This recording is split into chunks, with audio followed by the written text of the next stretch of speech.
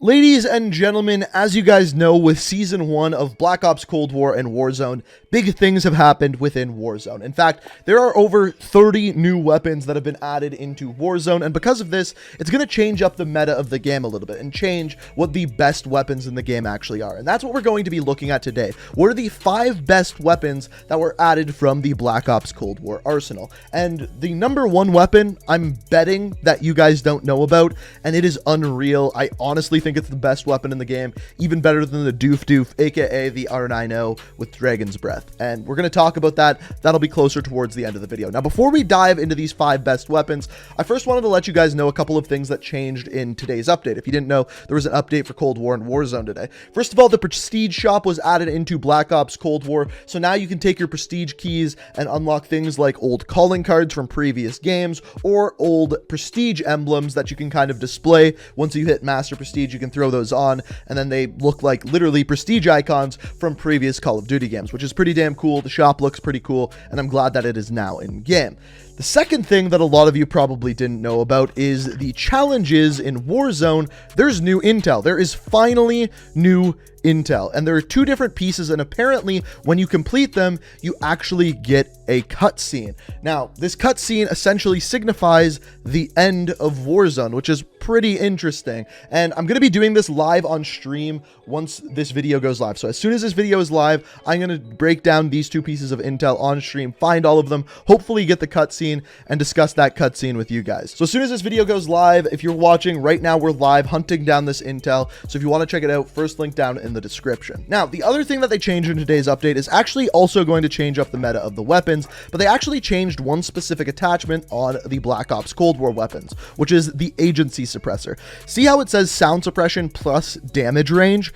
Before today, the damage range was actually a negative on the agency suppressor. So now this actually acts a lot more like the monolithic suppressor, where it adds extra range, and now there's really no downside to using it, and you're going to see a lot more agency suppressors used. Now, the downside to the Black Ops Cold War weapons is they simply have a slower or lower bullet velocity, which means your bullets drop more, it's harder to hit shots at a range, and that's where you're going to see the difference between the Black Ops Cold War weapons and the Modern Warfare weapons. Essentially, the easiest way to look at this is the Modern Warfare weapons are better at long range because they have less recoil and higher bullet velocity, whereas the Black Ops Cold War weapons are good at a short range. So what we're going to start with here is going through the different classes of weapons and talking about and picking out what the 5 best weapons are. So starting out with assault rifles, the Modern Warfare assault rifles are simply better than the Black Ops Cold War assault rifles. So first of all, the M4A1, the Grau, and the Kilo are probably all of the best assault rifles in the game right now.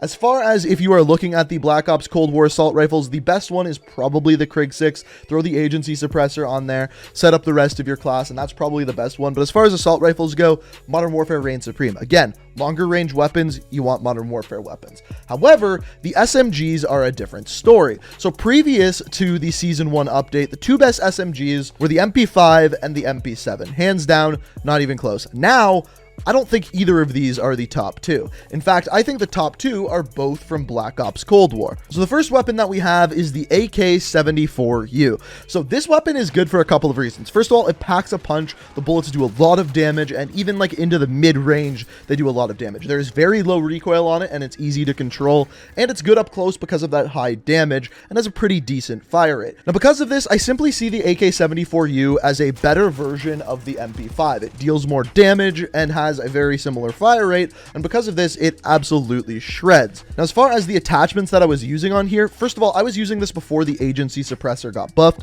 So what I was using is the no stock. This improves your sprint to fire time. I was also using the serpent wrap, which improves your aim down sights time. You trade off your sprint out time, so when you use the no stock with it, that part kind of balances out. I also almost always use the largest speed mag that they have. The reason for this is you get that faster reload time and the largest possible mag, and because I'm playing trios or quads, you need that really big mag size, so that's why you're going to see that on pretty much every single weapon we use. After this, I use the Spetsnaz grip. This is for vertical recoil and horizontal recoil. After this, you have the Task Force barrel, which improves your damage, effective damage range, and bullet velocity. Now, if you are to use the agency suppressor, or in this gun, it's called the GRU suppressor. Honestly, on this gun, I don't think you need it, but if you really want to use it, I'd probably take off the no stock and throw it on, but I'd actually prefer the faster sprint out time, so I don't actually think it's necessary on this weapon because you don't really need extra range because most of the time you're either going to be using this with like an assault rifle or a sniper, something along those lines. Second SMG that I would recommend, and this is also in the top 5 weapons,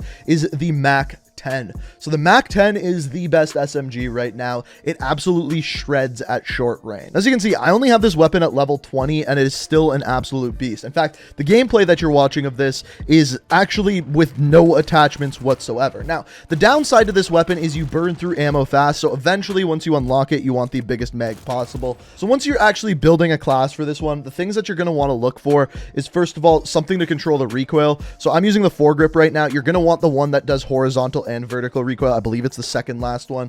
On top of this, you're going to want some sort of round drum or a fast mag round drum because you burn through ammo on this thing incredibly fast. I'm using speed tape here for aim down sights. I'm also using the wire stock for sprint to fire time. And then as far as once you have it, you may want to use the agency suppressor or the GRU suppressor, whatever the last one is for this weapon. As far as this gun goes, you only want to use it at short range. At short range, it absolutely annihilates people. It can outgun the R9O. Basically, this is going to be your close range weapon, and then you actually want another gun that's good at mid range and long range. So you're going to want to use this with some sort of assault rifle because at mid range, this thing just doesn't do enough damage. So at close range, this is the be-all, end-all, essentially. As far as shotguns go, out of the Cold War shotguns, the Gallo is probably the best one. However, it doesn't compete with the R9O, so there's no point in even talking about this. Just, if you're going to use a shotgun, I hate to say it, but just use the R9O. It's super annoying. As far as LMGs go, so the LMGs from Black Ops Cold War are actually pretty decent. They pack a punch. They're good at long range. There is a little bit more recoil than the Modern Warfare LMGs. However, the Stoner is probably the best of the three. It just has the best fire rate, which means it's going to be the best at range. But the problem is with the LMGs from Black Ops Cold War is all of them you move so slow with. And like the Bruin, which was the best LMG before with Modern Warfare, the key to this weapon is you could use the 60 round mags and it would speed up your move speed, your sprint to fire speed, your aim down sight speed, and everything like that. And there just isn't an attachment like that for the Black Ops Cold War LMGs, and that's essentially why they're not as good. And that was why the Bruin was so good in the first place. Now, where some of the magic starts to happen is with the tactical rifles, because all of the tactical rifles are actually pretty decent in Black Ops Cold War, but the one that reigns supreme is the M16. So I would actually say that this is probably the second best weapon out of the Black Ops Cold War weapons. It's not unbeatable. Like, for example, if you get up against a Kilo, the Kilo has such low recoil that if the person you're against is good, they're probably still going to beat you, which is super annoying. But this thing packs a punch at mid to long range. It does still have a lot of bullet drop because the bullet velocity is lower, so just keep that in mind. So the class that I was using is I was using the 2x scope because I like to have that little extra range for longer range gunfights. On top of this, the Task Force, which improves your damage, effective damage range, and bullet velocity, all of which are important on this gun. On top of this, the Field Agent foregrip, I use this a lot. This is for vertical and horizontal recoil. I'm also using the 60 round mag, and then the Airborne Elastic, which improves your flinch resistance, aim down sights time, and aiming while going prone. Now, here's the thing. If I was to get rid of one of these attachments, it would probably be the rear grip and then throw on that agency suppressor. And the reason for this is because I'm not using this gun a lot at short range, so my aim down sights time doesn't really matter at much. What matters is my range, bullet velocity, and all of these attachments are going to do that. And now that the agency suppressor got buffed, that's probably what I'm going to use on this class. So after tactical rifles, marksman rifles are just all of the weapons that are in Modern Warfare. Basically, the Kar98 is still going to be your best sniper. If you are going to be using a sniper from the Black Ops Cold War weapons, I would recommend the LW3 Tundra. It just hits the hardest. The Pellington, you're basically going to need to hit 3 shots to kill someone. I do not enjoy it whatsoever. I prefer the Tundra. That's just my opinion. It's most like the HDR if you're comparing it to another weapon. And then that's pretty much it. And you may be wondering, what is this weapon that I've been saying that is the best weapon in the game? We've gone through all of the weapons. What can it possibly be? It's a pistol. Dead ass. It is a pistol. It is actually the DIAMATTI. So, aka the Raffica, aka the Renettis. This, akimboed, is currently the best gun in the game. Don't knock it till you try it. So we've kind of had this in Warzone before with the Akimbo Magnums. Now, those were with the snake shot, and they were basically like shotguns that were just unbelievable.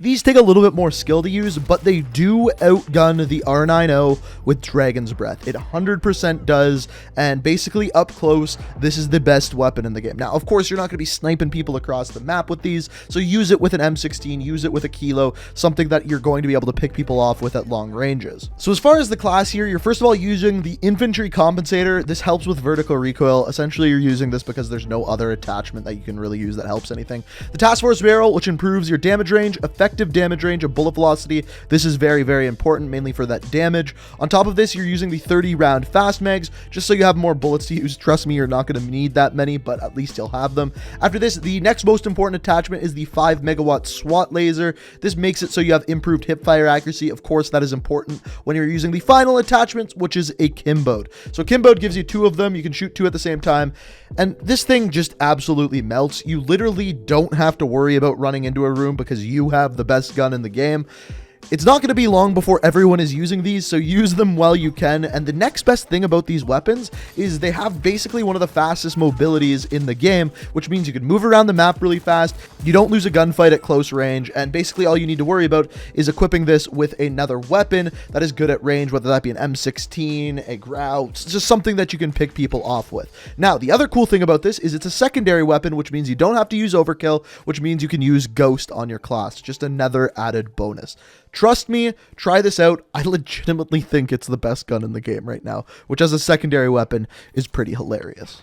So essentially, for the most part, Modern Warfare weapons are going to be still the best, mainly because of that bullet velocity. The ones you're going to want to look out for, though, are the M16, the DIAMATTI's Akimbode, the AK-74U, and the MAC-10. But ladies and gentlemen, those are the best weapons from Black Ops Cold War and Warzone right now. Hopefully, I was able to help you guys out in this video, and if you enjoyed, it's always appreciated if you hit that like button. Let me know what you think. Let me know what weapons you're using down in the comments. And if you're new here, want to stay up to date on all my videos, be sure to hit that subscribe button, as we are getting really close to 1 million subscribers, and I'd love to hit it before the end of the year. But as always, I hope you guys enjoyed the video. Thank you so much for watching, and until next time, peace out. We are reaching for the stars, but we're